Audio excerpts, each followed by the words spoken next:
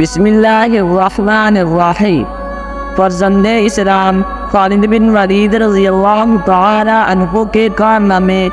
خالد بن ولید رضی اللہ تعالی عنہ وہ عظیم سپہ سالار تھے جن کی بے مثال کامیابیوں کی وجہ سے رسول اللہ صلی اللہ تعالی علیہ وسلم نے سیف اللہ یعنی اللہ کی تلوار کے لقب سے نوازا تھا۔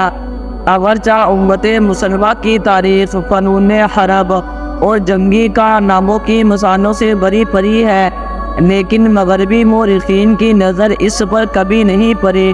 مورخین کو نپولین، بوناپارٹ، جولیس قیصر اور چنگیز خان کے علاوہ کچھ نظر نہیں آتا۔ اگرچہ یہ جرنیل بھی اپنی جگہ فن حرب کے ماہر تھے اور انہوں نے بڑے بڑے دشمنوں کو شکست دی تھی، لیکن تاریخ اسلام کا ایک ایسا جرنیل بھی ہے جس کا تذکرہ دنیا کی جنگی تاریخ میں لازمی ہونا چاہیے۔ اس نڈر اور ناقابل شکست جرنیل کا نام حضرت خالد بن ولید رضی اللہ تعالی عنہ ہے۔ خالد بن ولید رضی اللہ تعالی عنہ کی بے مثال کامیابیوں کی وجہ سے رسول اللہ صلی اللہ تعالی علیہ وسلم نے سیف اللہ یعنی اللہ کی تلوار کے لقب سے نوازا تھا۔ خالد بن ولید رضی اللہ تعالی عنہ 6ویں صدی کے آخر میں قریش کے قبیلے بنی مخزم میں پیدا ہوئے۔ اس قبیلے کے لوگ جنگجو تھے اور جنگی مقاصد کے لیے گھوڑے پالتے تھے۔ ابتدائی عمر سے ہی خالد بن ولید رضی اللہ تعالی عنہ نے فنون حرب، گھڑ سواری، تلواروں، نیزہ بازی میں مہارت حاصل کر لی تھی۔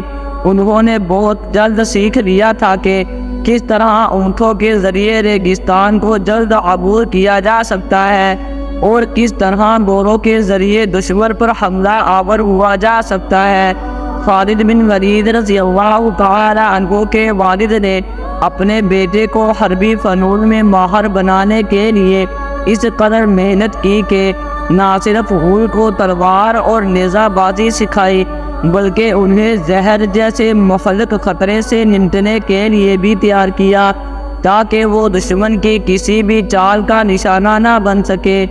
12ویں صدی کے ایک مورخ ابن عسکر نے لکھا ہے کہ خالد بن ولید رضی اللہ تعالی عنہ نے ایک مرتبہ ایک جنگ کے دوران دشمن کو زیر کرنے کے لیے ان کے سامنے زہر پی لیا تھا تاکہ دشمن لڑنے سے پہلے ہی ان کی دہشت کے ہاتھوں شکست کھا جائے، لیکن اللہ کے حکم سے خالد بن ولید کو کچھ بھی نہ ہوا۔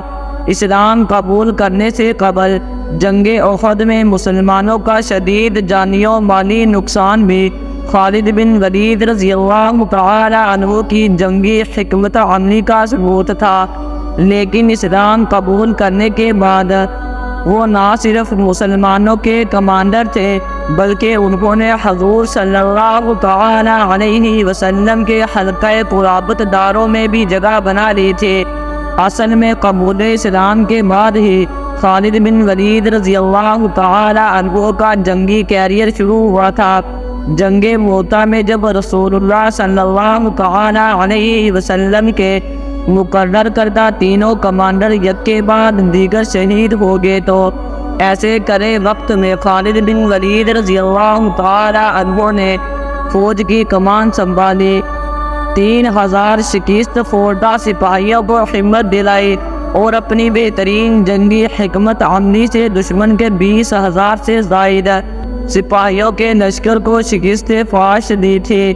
خالد بن ولید رضی اللہ تعالی عنہ کی کمان میں مسلمانوں نے اس قدر جنگوں میں فتح حاصل کی کہ مسلمانوں میں یہ تاثر پھیل گیا کہ ہماری فتوحات صرف خالد بن ولید رضی اللہ تعالی عنہ کی وجہ سے ہے، اگر یہ نہ ہو تو ہم شاید جنگوں میں ہار جائیں۔ اس تاثر کو ظاہر کرنے کے لیے حضرت عمر رضی اللہ تعالی عنہ نے کچھ عرصے کے لیے خالد بن ولید رضی اللہ تعالی عنہ کو کمانڈر کے عہدے سے معزول کر دیا تھا۔ خالد بن ولید رضی اللہ تعالی عنہ زندگی بھر شہادت کی خواہش دل میں لیے جنگوں میں لڑتے رہے۔ ان کے بدن کا کوئی حصہ ایسا نہ تھا جہاں تیر، تلوار نیزے یا کسی دوسرے ہتھیار کا زخم موجود نہ ہو لیکن انہیں شہادت نہ ملی۔ علماء کرام اس کی وجہ سے بتاتے ہیں کہ انہیں چونکہ سیف اللہ کا لقب دیا گیا تھا اس لیے انہیں میدان جنگ میں شہادت نصیب نہیں ہو سکی، کیونکہ کسی کو مجال نہیں کہ اللہ کی تلوار کو شکست دے سکے۔ زندگی بھر حضرت خالد بن ولید رضی اللہ تعالی عنہ کے ہاتھ میں تلوار کا دستہ رہا اور وہ اللہ کی راہ میں جہاد کرتے رہے۔